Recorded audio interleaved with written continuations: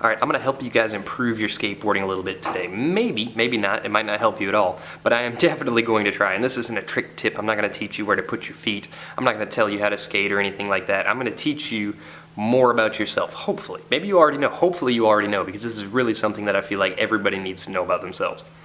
Basically, you probably wouldn't know about watching my videos because it doesn't come off very well, you know, considering I'm throwing things into the abyss all day, every day. But I'm actually a really introverted person.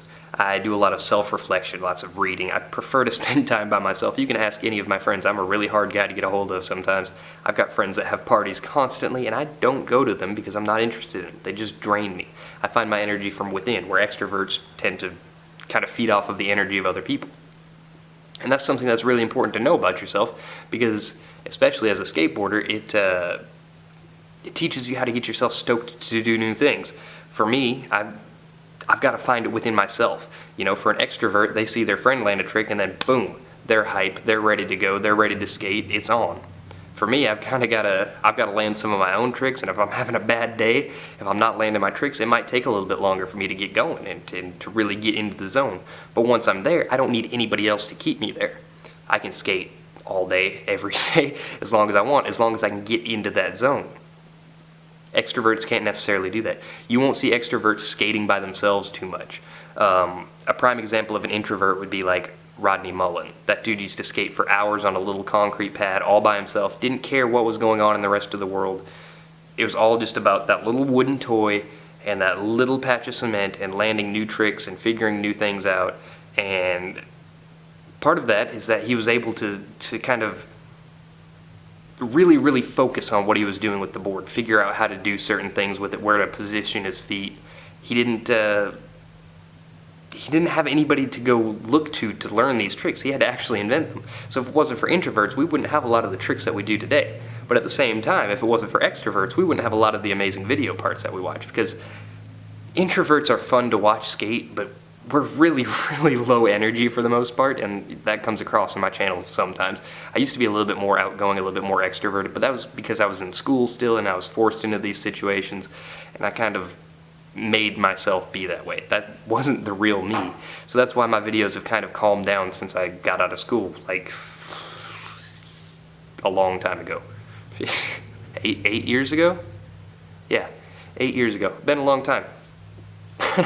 So anyways, that's just one of those interesting things for me. And it's hard for me sometimes to find the motivation to skateboard. Not because I don't like skateboarding or because I don't truly love it, but because it's just hard. I try to fully disconnect myself from skateboarding, or from the world when I'm skateboarding. I leave my keys, my wallet, my phone, everything locked up in a safe, secure location, and I just forget about them as much as I can, because I like the feeling of disconnection. I like not having too much outside stimulus affecting the way I'm skateboarding. Because if I'm out skating and I check Instagram and somebody says, "Oh, that kickflip's ugly," it might not bum me out, but I'm gonna think about it. I'm gonna focus on that more than I'm gonna focus on my skateboarding. It's a distraction. Whereas an extrovert might, fuck that guy, and just go do a better one.